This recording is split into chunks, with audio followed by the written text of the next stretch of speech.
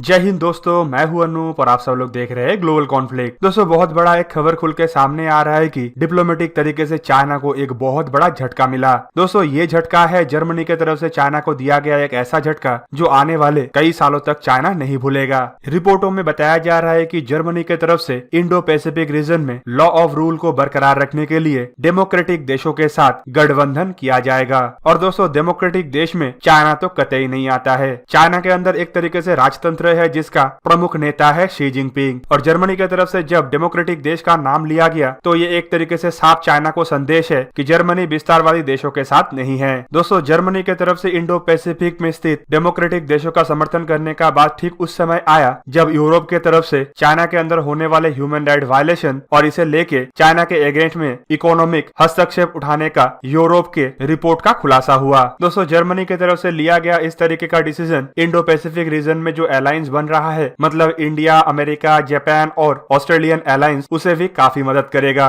Even Europe को तोड़ने का जो चाइना का मंसूबा था उसके ऊपर भी एक बहुत बड़ा झटका चाइना को मिला, क्योंकि कुछ महीने पहले तक माना जा रहा था कि यूरोप को कमजोर करने के लिए चाइना द्वारा जर्मनी के अंदर कुछ बड़े हरकतों को अंजाम दिया जा सकता है। दोस्तों, यूरोपियन यूनियन चाइना के खिलाफ एक मजबूत एलाइज बन के आगे आ सकता है, इसका भनक चाइना को पहले ही लग चुका था और इसीलिए यूरोपियन यूनियन को कमजोर करने के लिए इसके देशों के अंदर दरार डालने का और फूट डालने का कोशिश चाइना की तरफ से किया जा रहा था। इवन कुछ एक्सपर्टों की तरफ से यह भी कहा जा रहा था कि यूरोपियन यूनियन अगर चाइना के खिलाफ अमेरिका या भारत का समर्थन करने के लिए आगे बढ़ता है तो उनमें जर्मनी एक ऐसा देश है जो इसे रोकने का प्रयास करेगा या फिर इसमें बाधा डालने का कोशिश कर सकता है। और ऐसा ही प्लान चाइना का भी था कि जर्मनी के अंदर अपना दबाव इतना बढ़ा दे कि यूरोपियन यूनियन का कोई भी डिसीजन चाइना के खिलाफ ना जा पाए। दोस्तों, जर्मनी का चाइना के तरफ झुकाव होने का सबसे बड़ा कारण है चाइना और जर्मनी के बीच में ट्रेड। इंडो पैसिफिक रीजन में जर्मनी का जितना भी ट्रेड होता है उसका करीब करीब 50% ट्रेड चाइना के साथ है। इवन यूरोपियन कंट्रियों में जर्मनी एकमात्र ऐसा देश है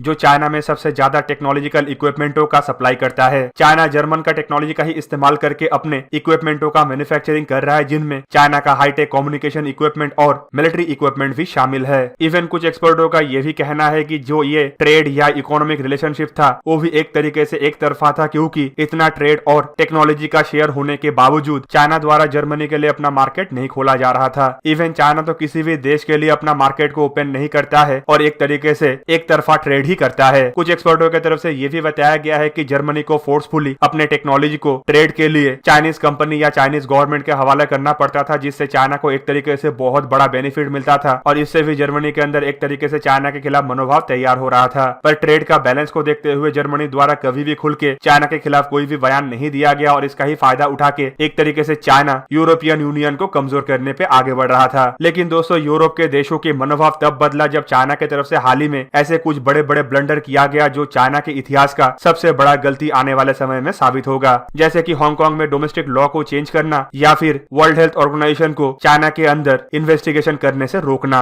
इवन उइगर मुसलमानों के खिलाफ चाइना के अंदर जिस तरीके से अत्याचार हो रहा है और खुल के जिसका खबर बाहर फैल रहा है, उससे भी यूरोप के देश काफी ज्यादा खफा है। दोस्तों, दुनिया में यूरोप के देश ही सबसे प्रमुखता के तहत ह्यूमन राइट वायलेशन का विरोध करने के लिए आगे आता है। दोस्तों, खाली इतना नहीं, जर्मनी द्वारा इंडो पैसिफिक अलायंस का समर्थन करने के अलावा चाइना के BRI मतलब बेल्ट एंड रोड इनिशिएटिव का भी अपोज किया गया और इसे लेके बड़ा क्रिटिसिज्म कहते हुए कहा गया है कि ये एक तरीके का चाइना का एक बहुत बड़ा डेट ट्रैप का नीति है जिसमें छोटे छोटे देशों को फांसा जा रहा है। इवन जर्मनी द्वारा चाइना के अंदर अपने बिजनेस इंटरेस्ट और प्रॉपर्टीज का प्रोटेक्शन का बात भी कहा गया है और जिस तरीके से चाइना द्वारा इलीगली दूसरे देशों के संपत्तियों को फोर्सफुली खरीदा जा रहा है उसका भी बात उठाया गया। खास करके 2016 में जिस तरीके से जर्मनी के एक रोबोट मेकर कंपनी को चाइना के एक कंपनी द्वारा जोर जबरदस्ती खरीदा गया, इससे भी जर्मनी पहले से ही नाराज था। और इस बार जर्मनी द्वारा इंडो पैसिफिक अलायंस और खास करके डेमोक्रेटिक देशों का समर्थन करने का बात आने के बाद चाइना काफी ज्यादा घबराया हुआ हो सकता है, क्योंकि जर्मनी भी एक तरीके से उन देशों में शामिल है जो चाइना को कड़ी चुनौती दे सकता है। दोस्तों, ऑलरेडी यूरोप के कुछ देश इन अलायंस के समर्थन में आगे आ चुका है, जिनमें ब्रिटेन और फ्रांस प्रमुख है। और अब जर्मनी का आगे बढ़ने के बाद माना जा रहा है कि पूरा का पूरा यूरोपियन यूनियन चाइना के खिलाफ एक तरीके से इंडो पैसिफिक अलायंस को समर्थन देने के लिए आगे आ चुका है और ये आने वाले समय में इंडो पैसिफिक अलायंस को जहां पे मिलिट्रीली मजबूत करेगा वहीं पे चाइना को इकोनॉमिकली भी कमजोर करेगा।